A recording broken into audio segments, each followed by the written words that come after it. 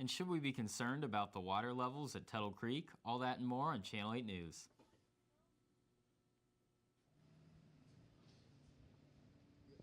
Later on in the show, we'll look at weather and what you guys can expect for this weekend, coming up on Channel 8 News. This is KKSU-LD, broadcasting in high definition from Kansas State University, covering Manhattan, Riley County, and the Flint Hills. You're watching Channel 8 News. Good morning and welcome to Channel 8 News. I'm Derek Darr. And I'm Michaela Kitchen. K-State has been facing some issues regarding tuition and has been looking to change some of these problems. Some of K-State students will soon be paying lower out-of-state tuition costs. The Kansas Board of Regents approved an additional 5 states to receive the new lower tuition costs. This new change will only apply to first-time full-time students from Colorado, Arkansas, Illinois, Oklahoma, and Texas. Students from these states will now be paying 50% more than in-state students. These new changes seek to increase the number of out-of-state students, possibly in part to the decreasing enrollment at K-State. This is the 6th consecutive spring semester where K-State has experienced a drop in enrollment. So this gives us a chance to have a beachhead in several important out-of-state markets. It gives us a little more diversity and respond to an ever-changing marketplace. In-state students will always remain our number one priority. This gives us a chance to strategically grow out-of-state enrollments while maintaining our commitment to in-state students. To find out more about tuition costs and fees, go to kstate.edu/admissions. Hale Library has been working steadily to be ready for students in the upcoming future after a devastating fire. Because of a substantial smoke and water damage, the library has been closed for the entire 2018 and 2019 school year. Since the fire, a plan has been in place to fully renovate Hale Library. Portions of the first floor are scheduled to be opened back up for students for a fall 2019 semester, with the second and fifth floor opening up in spring 2020. The entire library is scheduled to open back up in late 2020 or early 2021. With the library being closed, students have had to figure out other places to study. In the lounges that the dorms provide, or in the union sometimes, but mostly in my dorm. I never saw the library before, so I'm looking forward for just the library in general. And just like, I heard it's going to be really cool. Now we'll be sending it to Katie Fink, who is live at Tuttle Creek. Katie? Yep. Thanks, Derek.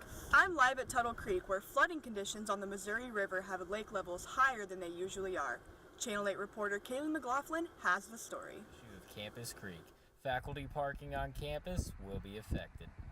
Water levels at Tuttle Creek Lake have been increasing since early March. The Army Corps of Engineers says above average rainfall in the area is just one of the many factors to blame. While Operations Project Manager Brian McNulty isn't concerned about another flood in Manhattan for the time being, he said water from Tuttle Creek Lake was released in 1993 to prevent downstream flooding.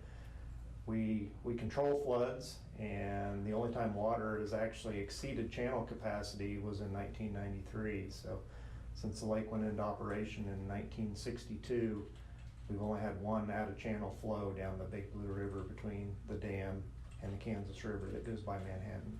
A lot of geographical features make Manhattan flood-prone. Manhattan's located at the confluence of the Big Blue River and the Kansas River, so we have the potential to receive flood flows from a very large drainage area, both from the Kansas River and also from the Big Blue River. So there's two potential large sources of flooding that could impact the city. Tuttle Creek Lake isn't the only water source that has potential flooding problems in Manhattan. Over Labor Day weekend, Wildcat Creek flooded and damaged homes and businesses like these. McNulty stressed the importance of being cautious in flooded areas. If you're traveling and you encounter a flooded area, of course we never say drive into flooded water. You don't know what's underneath the water. The road may be washed out, etc. So the common phrase is turn around, don't drown, and we definitely support that. So your safety is the most important thing to consider. For more information about how residents and officials are combating future floods, head to the City of Manhattan website. From Manhattan, Kaylee McLaughlin, Channel 8 News. Tuttle Creek began operating in the 1960s. The lake is man-made and was originally built to prevent floodwaters from flowing onto the Missouri River. Tuttle Creek is part of a connection of lakes in Kansas that are all man-made, and they're controlled by the U.S. Army Corps of Engineers to prevent floodwaters from rising. Right now, the flood channel is sitting at about 40% capacity, and usually that level would be close to nothing, except for the fact that Manhattan has been experiencing a lot of rain, so that number is obviously higher. Right now, behind me, you can see that the lake is sitting at about 38 feet above its natural level. However, the Missouri level continues to decrease, so the U.S. Army Corps of Engineers predicts that they'll be able to open those flood channels within the next week. The city of Manhattan meets later this month to discuss future plans for flooding, specifically regarding Wildcat Creek. Live at Tuttle, I'm Katie Fink for Channel 8 News. Thanks, Katie. Campus Creek Road on Kansas State is currently undergoing construction. Creek Road to solve a drainage issue of Campus Creek. Faculty parking on campus will be affected. We did lose, 14 or so parking stalls. So there's 14 less people to be able to park in this area for now. The construction will take place during the second half of the semester, inconveniencing those who work on campus. That would make sense. That would make sense to have had that done maybe over spring break or push it to summer. Yeah, I don't know how that decision came about. I'm here on Campus Creek Road, where construction workers are currently working on fixing a drainage issue off Campus Creek. The construction is blocking off faculty parking and is preventing faculty and students alike from turning left from Campus Creek Road onto Manhattan Avenue. The construction won't be completed until June, and it started earlier this week on April 1st. That's a little more inconvenient because I need to either go straight or turn left, and so now I do need to go around the block. I mean, it won't kill me. It's just inconvenient a little bit, yeah. We understand, we're tolerant, and we appreciate the work that the construction guys are doing. So for me, it does impact my route home.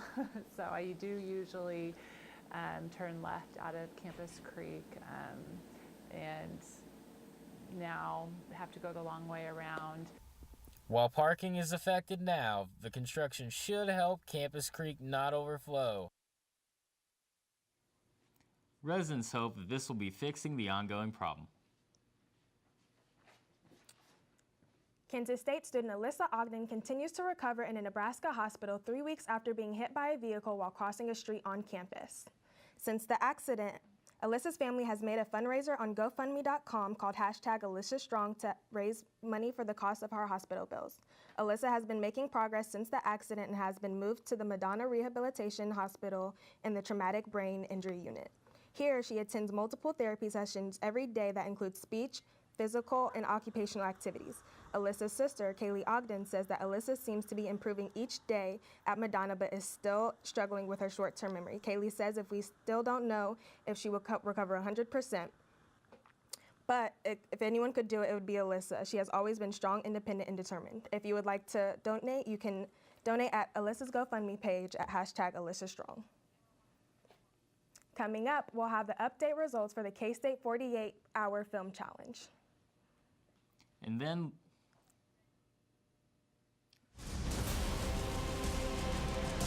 left side three ball, yes! Throws it down! Wow!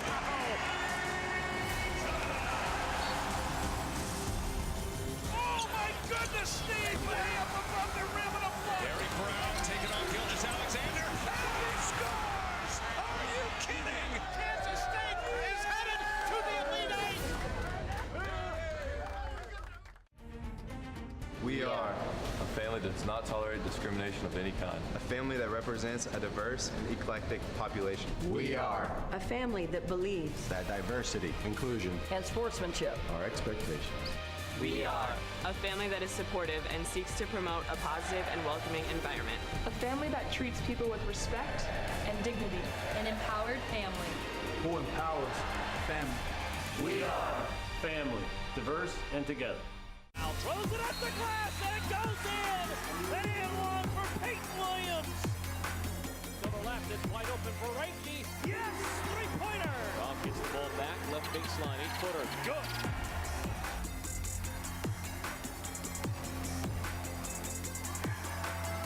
Ranking answer three-pointer. It's good!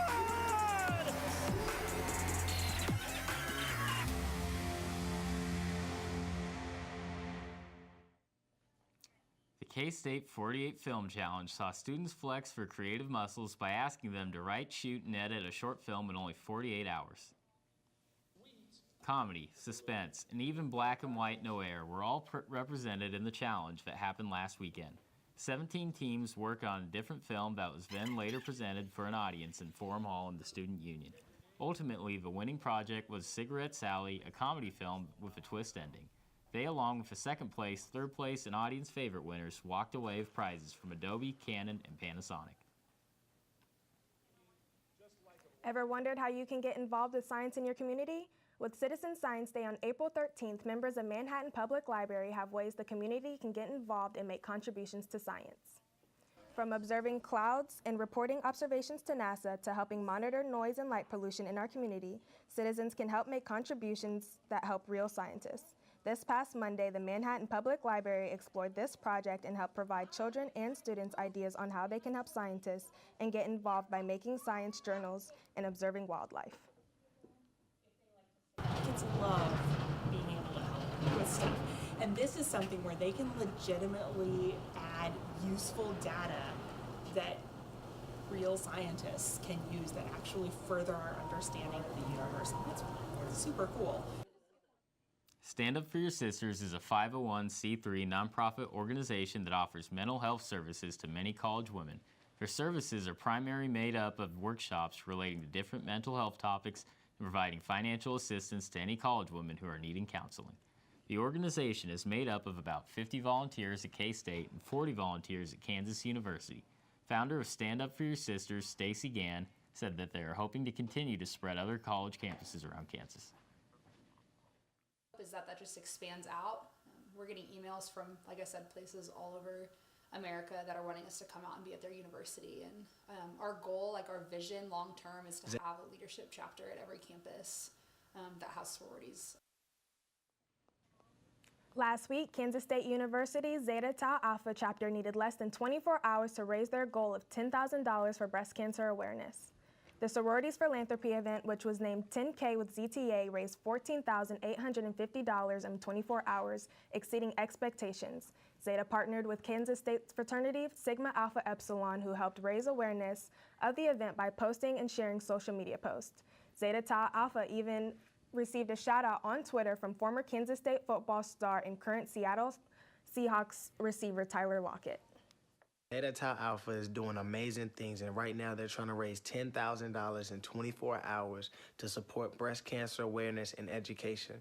If you feel it on your heart to be able to give, whether it's $1, $5, $10, $20, $50, whatever the case may be, please do so. Nearly 100 families from the Manhattan area gathered in City Park this weekend for the annual City Bike Swap. This event put on by Parks and Rec in the partnership with the Pathfinder Store, a local bike and outdoor shop. Attendees were invited to bring a bike that was too small or needed minor repairs and trade it in for a different bike. Over a dozen volunteers did on-site repairs and helped kids find the right size bike and helmet. Those of you who might not have a bike, get ready to see a fleet of Green Apple bikes hit campus and the rest of the Manhattan community. With Spring of Full Effect, program and its volunteers have worked relentlessly to put out as many bicycles as possible. We'll have another, what we call our Green Apple Burst, if you will, later this week on Friday when we partner with the KSU Engineering Student Council. And so really excited to pull probably about 25 to 50 bikes directly onto campus just in anticipation of the K-State Open House. And so really excited about that. And then kind of going forward, each month we'll try and trickle out a few more. After the break, we'll have the latest on the 40th annual Manhattan Farmers Market and what local produce they have to offer. Also coming up in weather, we'll be taking a look at the weekly forecast. Left side three ball, yes! Throws it down! Wow!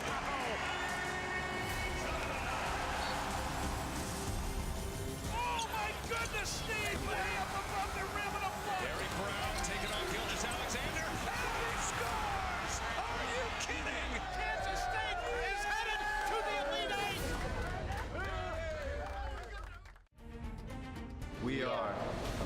does not tolerate discrimination of any kind. A family that represents a diverse and eclectic population. We are a family that believes that diversity, inclusion, and sportsmanship are expectations. We are a family that is supportive and seeks to promote a positive and welcoming environment. A family that treats people with respect and dignity. An empowered family. Who empowers family. We are family, diverse and together. Now throws it up the glass and it goes in. That in one for Peyton Williams. To the left, it's wide open for Reiki. Yes, three-pointer. Goff gets the ball back, left baseline, 8-footer. Good.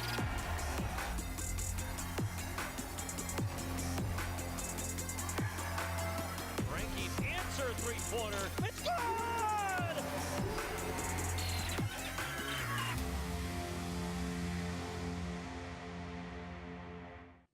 Welcome back to Channel 8 News. The Manhattan Farmers Market will hold its 40th summer outside starting April 20th, and the local farmers are definitely ready for it to start.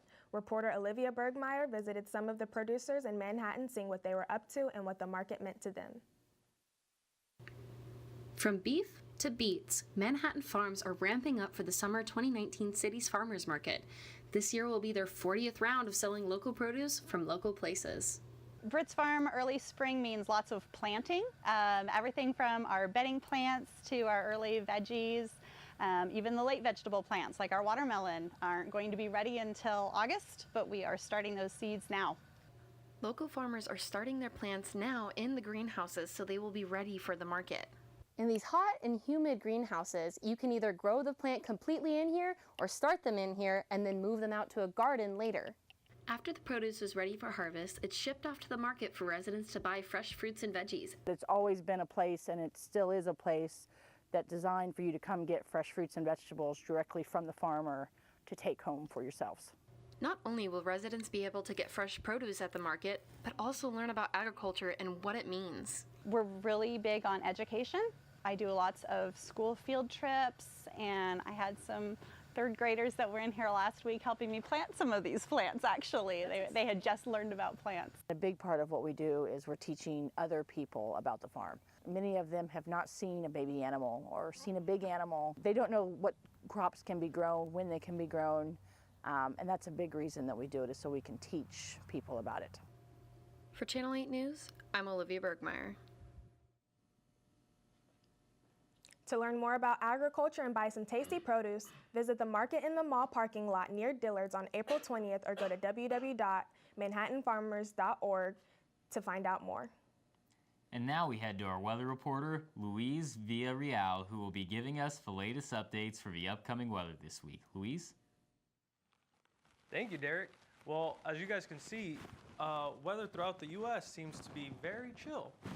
In the Northeast, we can see a high of 59, while in the Southeast, around Florida, we see temperatures of 73, while in the Midwest, we can see a cool mid-60s. And as for our West Coast, also mid-60s, we get a little high in the Southwest with an 85. And for our 24-hour agenda, we woke up to some showers here in the morning. We had a low of 46. We can expect today's high to be around 6 p.m., 66 degrees. And our sunset, you guys can expect that at 7:52. We're going to have some winds of around 5 miles per hour and a humidity of 75%. For the 5-day forecast, today, high of 66, low of 46. Friday, it's going to be a bit warmer, 72, with the low of 54. And Saturday, you guys should get out your umbrellas because we can expect some showers, even though it is going to be 73s. That's going to be the high. Lows will be 55. And we can expect some sunshine for the weekend on Sunday and on Monday with a high of 72 and lows of mid-50s, but we'll want to pass it over to Derek and Michaela. Up next in sports, we'll take a look at one Manhattan high school athlete who is making his name known in the national ranks.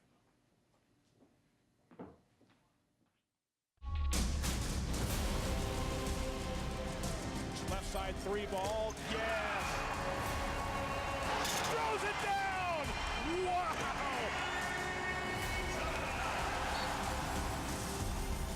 Oh my goodness, Steve! Way up above the rim and a block! Derek Brown taking on Gilgis Alexander, and he scores! Are you kidding? Kansas State is headed to the Elite Eight!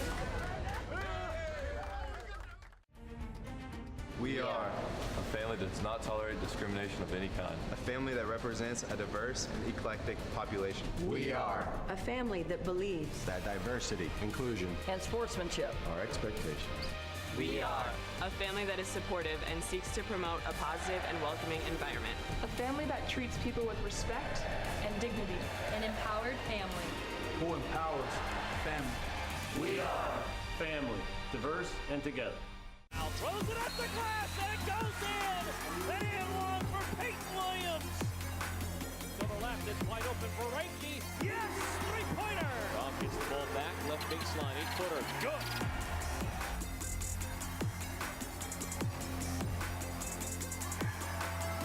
Reinke's answer three-pointer. It's good!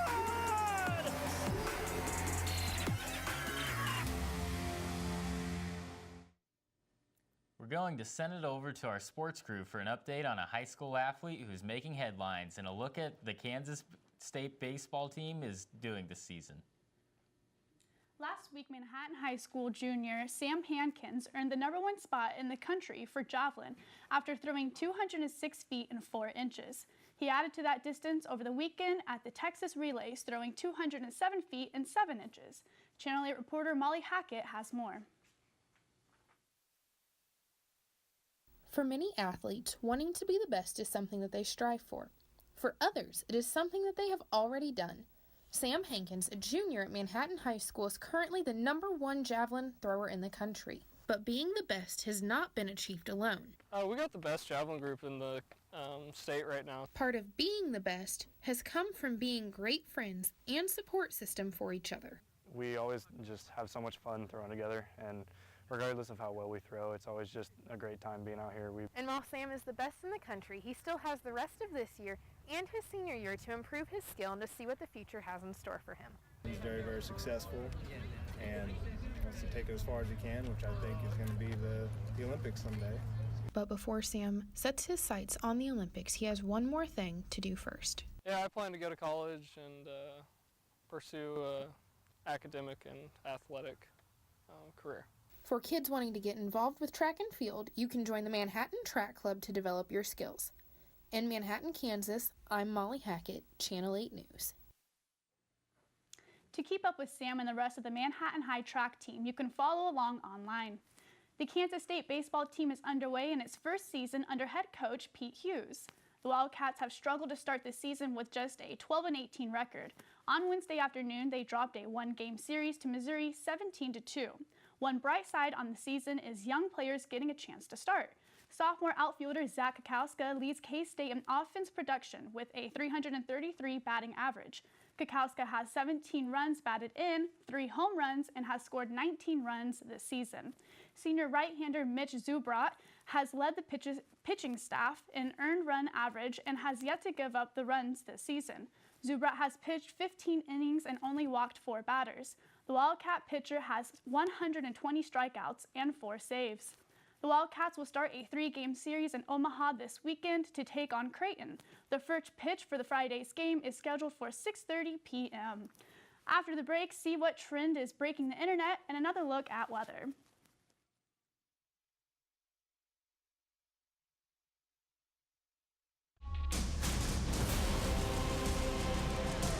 Left side 3 ball, yes! Throws it down! Wow!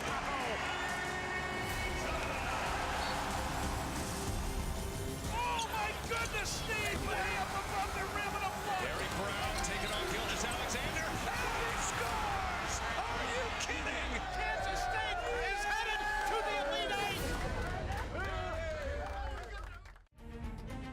We are A family that does not tolerate discrimination of any kind. a family that represents a diverse and eclectic population. We are a family that believes that diversity, inclusion and sportsmanship are expectations.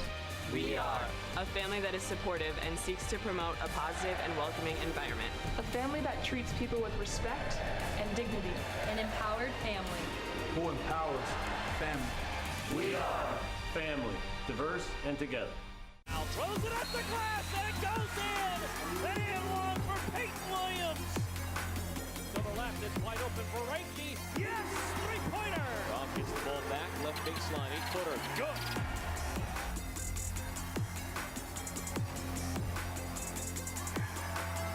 Reinke's answer three-pointer. It's good.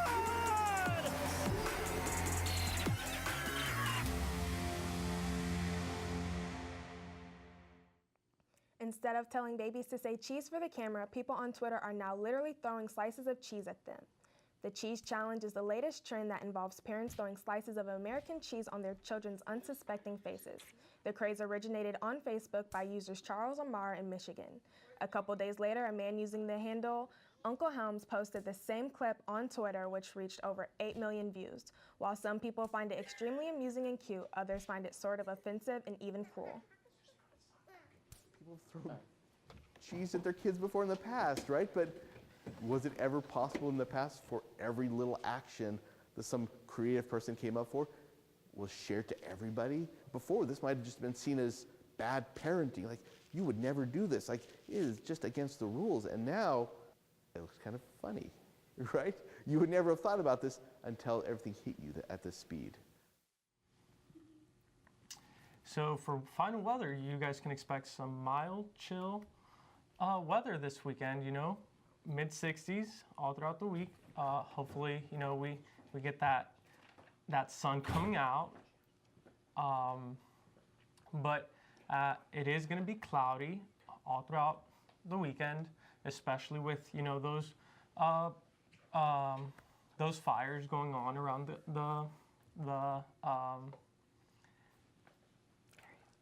the Kansas. So just, you know, you guys excited for this weekend? Yeah, sounds like a good weekend to just stay in and chill. Might be a little rainy, might be a little cloudy, but that's okay. It's typical spring weather, and I think we'll be seeing some showers and some typical springy weather coming up.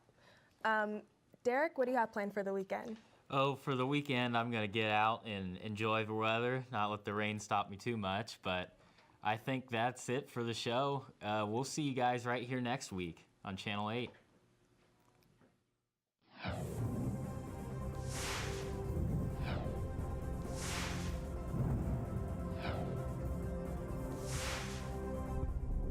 This is Channel 8 News.